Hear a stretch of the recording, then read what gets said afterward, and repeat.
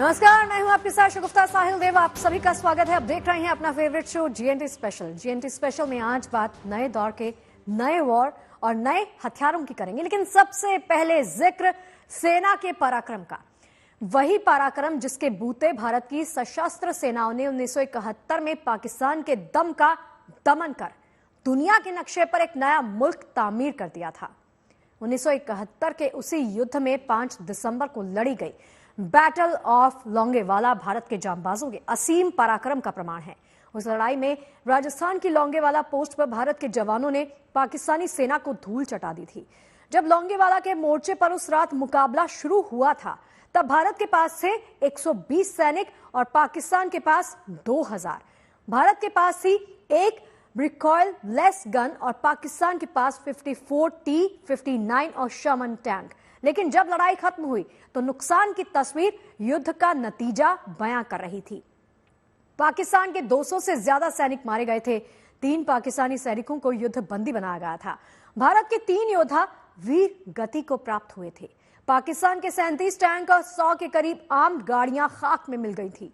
लोंगेवाला के जरिए हमारे जांबाजों ने एक ऐसा अमिट इतिहास रचा जिसे दुनिया भर के सैन्य पाठ्यक्रम में जगह दी गई। आज दुनिया के आधा दर्जन देशों की मिलिट्री एकेडमी में लोंगेवाला की लड़ाई के बारे में विस्तार से पढ़ाया जाता है। उस शानदार जीत के 53 साल पूरे हो चुके हैं। ये मौका है लोंगेवाला की जंग के योद्धाओं को नमन करने का। भारत मां के वो महावीर जिन्होंने आधी सदी पहले अपने लहू से सींचकर मरुधरा की रेत में शौर्य के फूल खिलाए थे।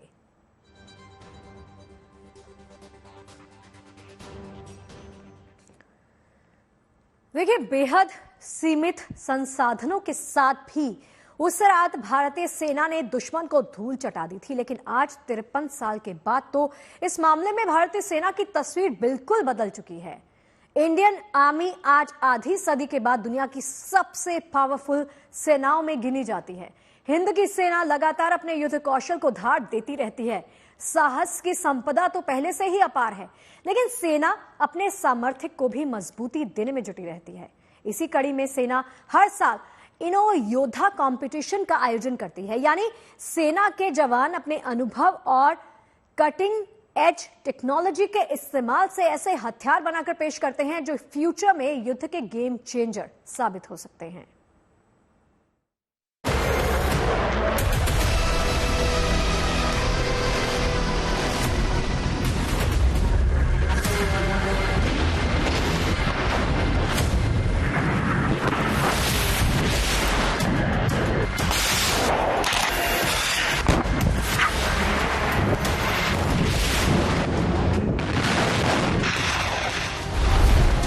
इतिहास ने इंसानों को बार बार सिखाया है कि जंग क्यों नहीं होनी चाहिए।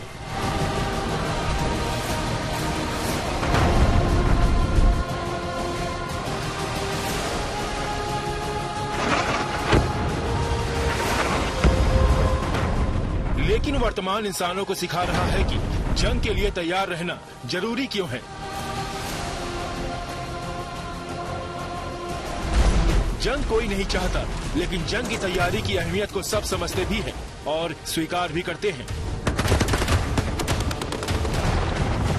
तभी तो भविष्य में दुश्मन की चुनौती से निपटने के लिए दुनिया भर की सेनाएं खुद को तैयार करती रहती हैं।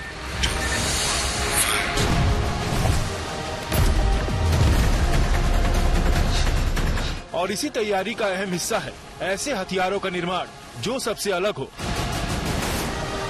सबसे बेहतर हो, सबसे मारक हो, सबसे घातक हो।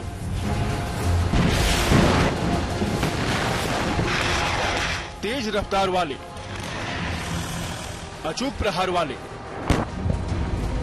जिनका ना कोई जोड़ हो और ना कोई तोड़।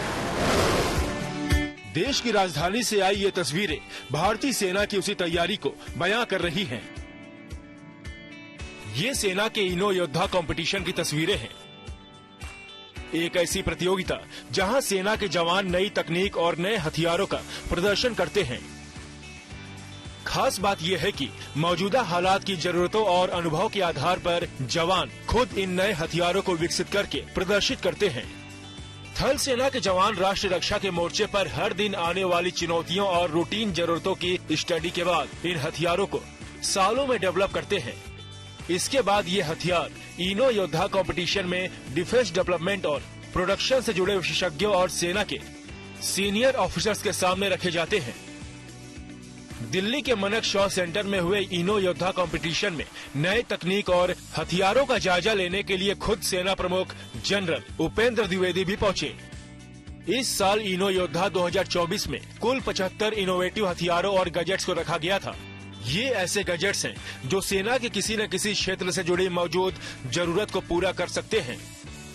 खास बात यह है कि 75 इनोवेटिव हथियारों और गैजेट्स में से 22 का चुनाव आगे डेवलप करने के लिए कर लिया गया है। इनो योद्धा में चुने गए इन गैजेट्स के डेवलपर जवानों को सेना प्रमुख ने सम्मानित किया। जनरल द्विवेदी ने इस साल कंपटीशन में प्रदर्शित हथियारों को लेकर बेहतर भविष्य की उम्मीद जताई। In the Joint Commanders Conference, Raksha Mantri ji told us that we should look for low-cost, high-technology alternates which are required because the technology which we have to get from the other country is very costly and cost prohibitive. Therefore, in the era of technology absorption of Indian Army for year 2024-25, this was very, very critical for us to develop the innovations which will give us long-term dividends. And the ones which we are seeing today, I am very happy to say that this kind of initiative where you find all the younger generation and especially the junior NCOs also playing an important role, junior NCOs and JSUs, it means that Indian Army is going to have a major technological leap in days to come. इनो योद्धा में पहुंचा एक ऐसा ही कमाल का exhibit है fast erection Rubik PD. ये वो दमदार ब्लॉक्स हैं जो किसी भी टेरेन में और किसी भी मौसम को झेल सकने वाले मजबूत बंकर बनाने में सेना के काम आ सकते हैं। न केवल ये लॉजिस्टिक एफर्ट को कम करेंगे बल्कि बंकर बनाने में लगने वाले समय को भी बेहद कम कर सकते हैं। आत्मनिर्भरता के साथ आगे बढ़ती भारतीय सेना एक कुशल इनोवेटर्स की सेना भी है और आप देख सकते हैं इनो योद्धा के इस एडिशन में किस तरह से भारतीय सेना के अधिकारियों और जवानों ने खुद अपने आइडियाज को उन इनोवेशंस की शक्ल दी है जिनकी उनको ग्राउंड पर जरूरत है। और ऐसा ही एक आविष्कार है फास्ट इरेक्शन रूबिक पीडी जो बंकर्स बनाने के लिए इस्तेमाल किया जाएगा, जो बेहद हल्का है। इसका ट्रांसपोर्टेशन आसान होगा। LAC हो या फिर नॉर्दर्न बॉर्डर्स के दूर बंकर्स, वहां पर इन सब को आसानी से तैयार किया जा सकता है। जो इनोवेटर है मेजर सुधीश टी, उन्हीं से बातचीत कर लेते हैं इसके बारे में। सर ये बताएगा कि ये जो इनोवेशन है कैसे अलग है और क्यों ये जरूरी था भारतीय सेना के लिए? मैम अभी जो भारतीय सेना में हम जो यूज करते हैं बंकर्स बनाने के लिए, हम हेवी कंक्रीट ब्लॉक्स को यूज करते हैं जिसका वेट है 40-50 kg होता है मैम। तो उस कंक्रीट ब्लॉक को आगे तक लेके जाना और बंकर बनाना एक बहुत ही मुश्किल टास्क होता है मैम। सो उस टास्क को, उस चीज को मद्देनजर रखते हुए हमने मैम किया कि हमने वी हैव डिजाइन ये एक इंटरलॉकिंग लाइट वेट ब्लॉक हमने डिजाइन किया हुआ है। So with this block ma'am the complete bunker हम 2 डेज में बना सकते हैं मैम एंड कंप्लीट स्टोर्स हम 2 गाड़ी में ट्रांसफर कर सकते हैं मैम। और अभी कितना वक्त लगता था? जैसे ये तो आप कह रहे हैं 2 दिन में बना लेंगे एक बंकर। जो नॉर्मल बंकर बनाने के लिए 25 दिन लगता है मैम एंड उसके लिए 20 गाड़ी से ज्यादा जरूरत पड़ते हैं। सो उसकी कंपैरिजन में मैम 90% रिडक्शन हो गया vehicle requirement of construction times and requirement of man power also for construction. ये पूरा 90% कम हो गया मैम इसमें। हमारे डिप्लॉयमेंट्स नॉर्दर्न बॉर्डर्स पर हैं, एक्सट्रीम टेरेन्स में, एक्सट्रीम वेदर कंडीशंस में, चाहे वो LAC हो, क्या उन सब जगहों पर भी ये वेदर कंडीशंस के लिए भी सही है? यस मैम, ये पीडी हम ऑल वेदर कंडीशन में कंस्ट्रक्ट कर सकते हैं, कहीं भी कोई प्रॉब्लम नहीं है ma'am. Even in the snow area also we can construct because इसके लिए कोई बेसमेंट का जरूरत नहीं मैम। कितना वक्त आपको लगा इस इनोवेशन को? Ma'am it took almost 1 year to make this innovation ma'am. कितनी जल्दी हम देखेंगे कि इसके बंकर्स हम यूज करेंगे? मैं ये बहुत ही जल्दी देख सकते बिकॉज ये हर जगह आने वाला है। सेना के बनाए ये वो करामाती गैजेट्स हैं जो अगर सभी मानकों पर खरे उतरते हैं तो आने वाले वक्त में सेना की ऑपरेशन, लॉजिस्टिक और ट्रेनिंग क्षमताओं को बेहतर बनाने में अहम रोल अदा कर सकते हैं। दिल्ली से शिवानी शर्मा के साथ bureau report, good news today. देखिए, इनो योद्धा में आने वाले हथियारों और गैजेट्स को जवान अपने अनुभव से तैयार करते हैं, तो जाहिर तौर पर सेना की जमीनी जरूरतों को खुद जवानों से बेहतर आखिर समझ कौन सकता है। सेना के जवानों ने इनो योद्धा में इस बार बेहद घातक अटैक ड्रोन से लेकर एआई वेपन सिस्टम जैसे दमदार हथियार प्रदर्शित किए हैं। देखिए।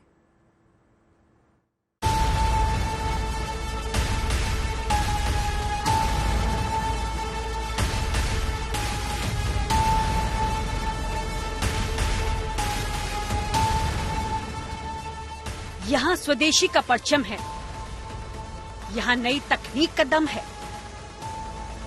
यहाँ सेना के इनोवेटर्स का कमाल है। ये मेक इन इंडिया की मिसाल है।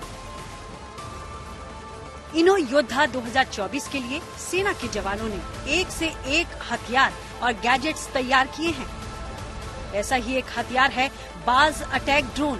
यूं भी युद्ध के बदले स्वरूप में ड्रोन्स का रोल अपने आप में बेहद अहम है। इनो योद्धा में आया ये वो बाज ड्रोन है जिसे पैदल सेना को क्लोज एयर सपोर्ट देने के लिए बनाया गया है।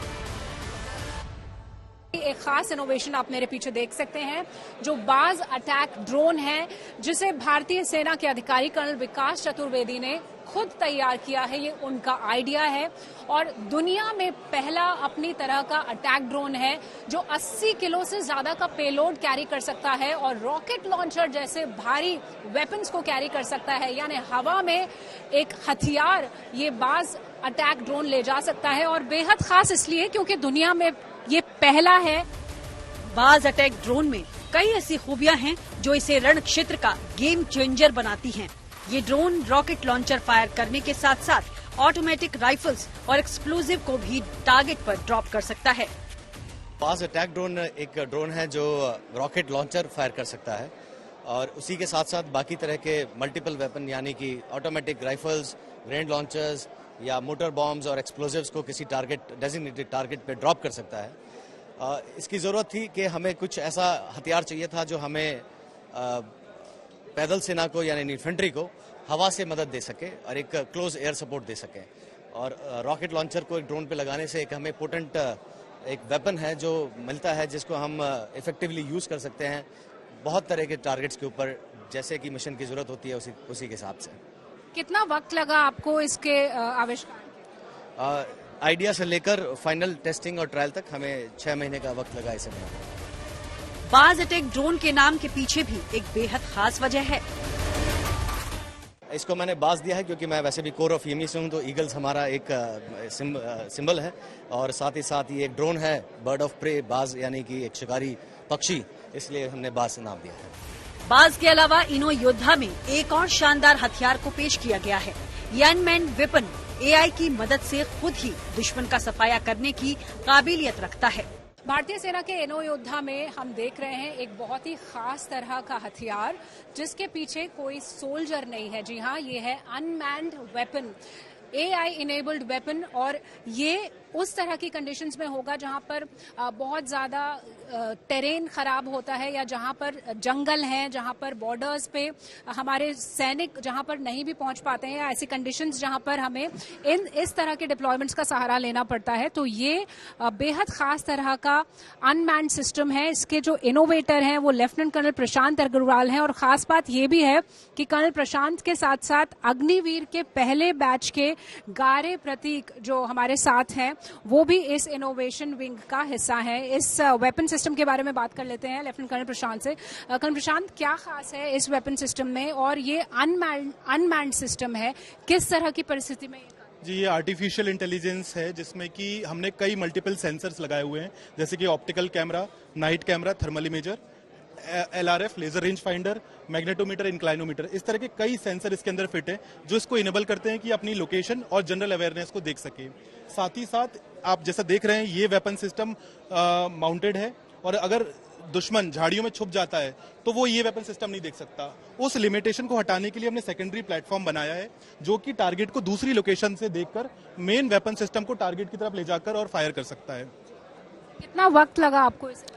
ये काफी इंटेंसिव काम था जिसमें रोबोटिक्स था पूरा, साथ ही साथ इसमें हमें डेटा सेट बनाना था एल्गोरिदम, एआई एल्गोरिदम को ट्रेन करने के लिए, साथ ही साथ मैथमेटिकल फॉर्मूले थे। तो इसको करने के लिए हमें करीबन 8 महीने लग गए इसको करने में। इसी टीम में एक हिस्सा है अग्निवीर गारे प्रतीक, जो अग्निवीर के पहले बैच के इनोवेटर हैं। गारे प्रतीक, आपने ये इनोवेशन किया है, आप पहले बैच के अग्निवीर हो, कैसा लग रहा है आपको? जी, इंडियन आर्मी में काम करना किसको बुरा लगता है। इंडियन आर्मी ये हमारा गर्व है और इसके साथ और इसका हिस्सा बनना मेरे लिए गर्व की बात है। आपको क्या लगता है इस तरह की तकनीक का कितना फायदा होगा भारतीय सेना को, कितना सशक्त बनाएगा हमें? जी, भारतीय सेना पूरी तरह से सशक्त है और इन जैसे साधनों से हम अपनी आर्मी को और भी ज्यादा स्ट्रांग बना सकते हैं। ये वो हथियार हैं जो आने वाले समय में युद्ध की तस्वीर बदल सकते हैं। दिल्ली से शिवानी शर्मा के साथ bureau report, good news today. देखिए, इनो योद्धा में एक ऐसा कमाल का गैजेट भी आया जो सेना के बेहद काम का साबित हो सकता है। ये इंटरसेप्टर दुश्मन की हर आहट पर नजर रखने में सक्षम है। अगर ये सभी टेस्ट पास कर लेता है तो फ्यूचर में दुश्मन के हर मूवमेंट की सटीक जानकारी के लिए इसका इस्तेमाल हो सकता है। दुश्मन पर वार करने से पहले उसकी हर हरकत और चाल को जान लेना जरूरी है और इसीलिए भारतीय सेना के इस खास नवाचार या इनोवेशन में इस खास तकनीक का ध्यान रखा गया है और यहाँ बनाया गया है रिमोट सिग्नल इंटरसेप्टर, जो दुश्मन की किसी भी गतिविधि पर बिल्कुल पैनी नजर बनाकर रख सकता है और बिना उसे पता चले। और ये खास तरह का इनोवेशन किया है कैप्टन अनुज दीक्षित और सूबेदार आमरे नितिन ए ने। जो ये इनोवेटर्स हैं वो हमारे साथ मौजूद हैं, इन्हीं से बातचीत कर लेते हैं कि आखिर क्या खास है और क्यों इसकी जरूरत पड़ी। कैप्टन अनुज, क्यों ये बेहद खास प्रोजेक्ट है, कैसे आपने इसे बनाया और इसकी जरूरत क्यों है और कैसे गेम चेंजर? मैम, सबसे पहले मैं आपको बताना चाहूँगा कि ये गेम चेंजर क्यों है और क्यों ज़रूरत पड़ी। अभी हम लोग जानते हैं रशिया यूक्रेन वॉरफेयर के बारे में, और जो अभी इसराइल की बात हो रही है कि इसराइल कैसे पता चल जाता है इसराइल को कि हमास ने यहाँ पे बैठा हुआ है, वो ये काम करने वाला है, वो यहाँ अटैक करने वाला है, वो सिर्फ इंटेलिजेंस से है। और वो सिग्नल इंटेलिजेंस जो वो पकड़ता है उसकी कैपेबिलिटी हमारे पास है, अभी भी है, बट हम इस RSI रिमोट सिग्नल इंटरसेप्टर से उस कैपेबिलिटी को इतना बढ़ा देंगे कि हम लोग हर एक गतिविधि जो हमारे विरोधी की है, जो बॉर्डर के उस पार बैठा हुआ है, उसको हम 24/7 365 दिन सुन सकते हैं। वो कौन सी गतिविधि कर रहा है, कहाँ जा रहा है, कब उसका कौन सा ऑपरेशन प्लान है, और वो अगले मिनट चाहे सुबह हो, शाम हो, रात हो, वो क्या कर रहा है, हम पूरा उसको डेटाबेस बना सकते हैं। और चलिए, GNT स्पेशल की आज की इस खास पेशकश में मेरे यानी शगुफ्ता के साथ फिलहाल के लिए इतना ही, लेकिन देश और दुनिया की तमाम अच्छी खबरें लगातार जारी हैं। आप बने रहिए GNT के साथ।